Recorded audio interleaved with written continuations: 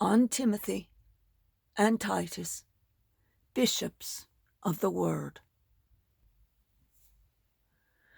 One thing to note, Timothy and Titus are both bishops that our Apostle Paul converted and celebrated just yesterday, are his two disciples and his two that he brought to the faith. Timothy was born in Lystrata, about 200 kilometers northwest of Tarsus, to a Jewish mother and a pagan father.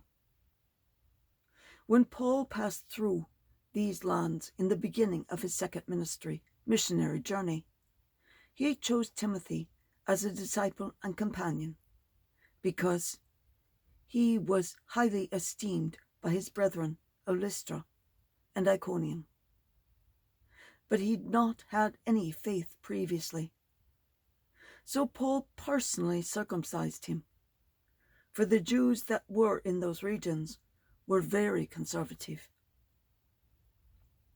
With the apostles of the Gentiles, Timothy passed through Asia Minor and reached Macedonia. He then accompanied Paul to Athens, and from there he was sent to Thessalonica. Then Timothy continued to Corinth and collaborated in the evangelization of the city on the Isthmus. The figure of Timothy stands out like that of a great shepherd. According to the later ecclesiastical history of Eusebius, Timothy was the first bishop of Ephesus. Some of his relics came from Constantinople in 1239 to rest in Italy, in the Cathedral of Termoli in Molise. Of Titus's life.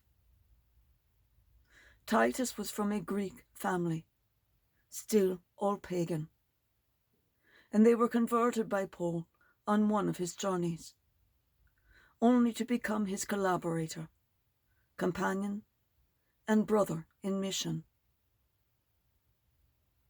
The apostle of the Gentiles, that is what Paul was known as.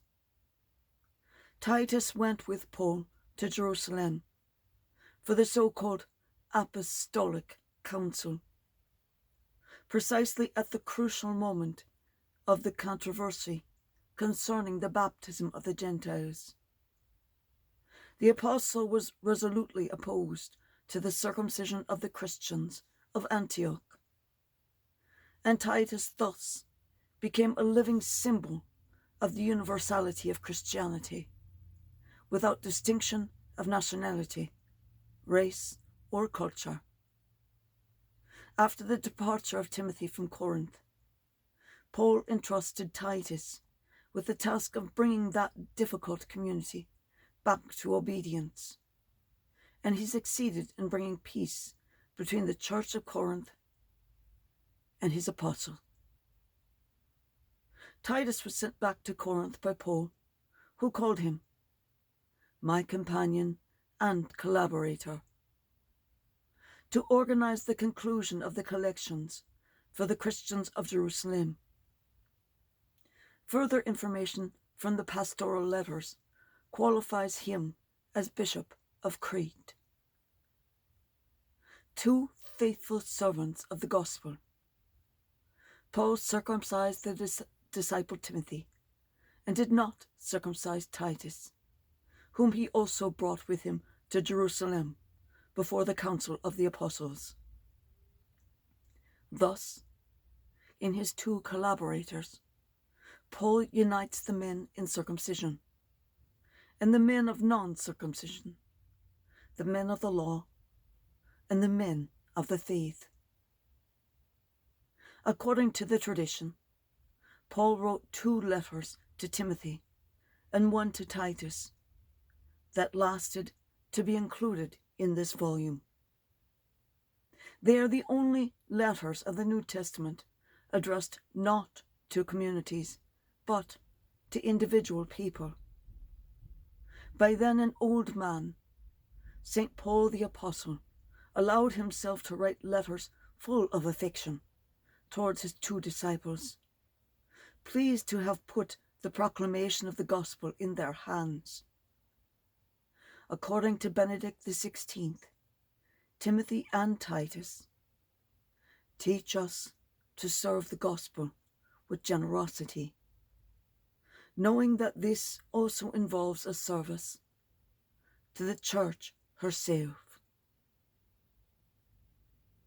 So we must follow in the footsteps of Timothy or Titus,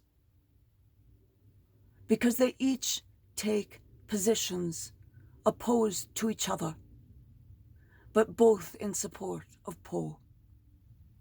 Choose whether you're Timothy or Titus, and do something that involves a service to the church, and do it in the name of Timothy. Do it in the name of Titus. But remember that you are always doing it in the name of the great Paul, your forever teacher.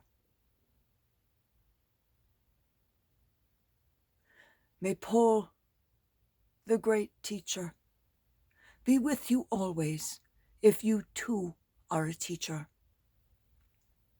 May he be the great intercessor that you call upon when you have difficulty with your classes, when your students are not as responsive as you would otherwise have them. Call upon Paul to help you steady your classes, to get them to be responsive to your voice and your lessons, because he has had millions upon millions of people listening to his every word. May peace be granted unto you, and may peace be granted to all in your household. Amen.